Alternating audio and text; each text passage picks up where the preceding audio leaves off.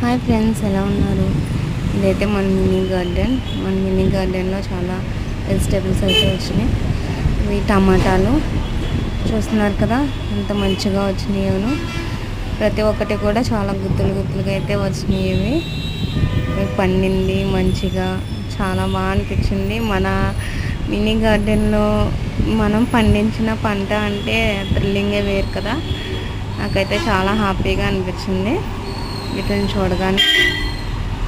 చూసారు కదా ఎంత గుత్తు గుత్తులుగా వచ్చినాయో మంచిగాను.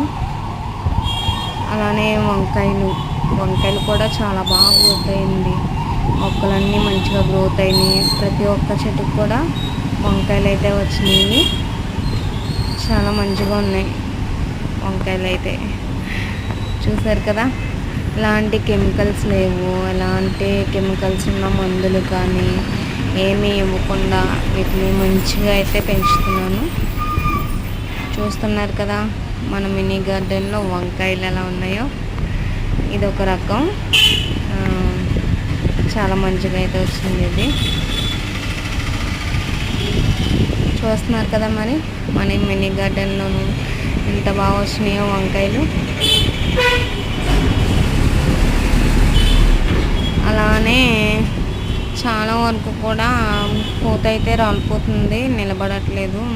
ఎందుకో తెలీదు, కానీ పూత నిలబడడం కూడా మందైతే మొన్న చేయించాము. మందు అంటే కెమికల్స్ ఉన్న మందు అయితే కాదు, వేపాకు అలానే మన ఇంట్లో ఉండే పసుపు ఇవి మిక్స్ పెట్టేసి ఆ మిక్స్ పట్టిన వాటర్ని అయితే వీటికి స్ప్రే చేశాను. కొంచెం అయితే బెటర్, పర్వాలా.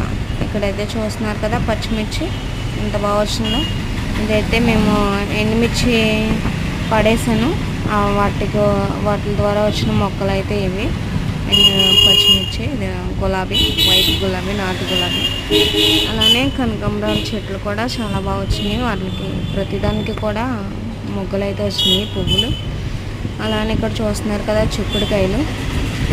పూత కూడా చాలా ఎక్కువగా వచ్చింది, నిలబడట్లే అని అది వేపది వేసా అన్నాను కదా, చాలా బయట నిలబడింది, పర్వాలేదు.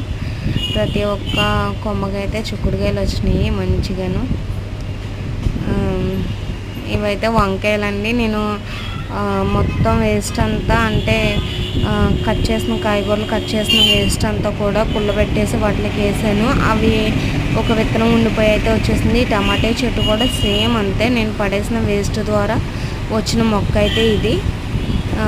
ఈ వంకాయ మొక్కలు అయితే మనం నారు తెచ్చి వేసి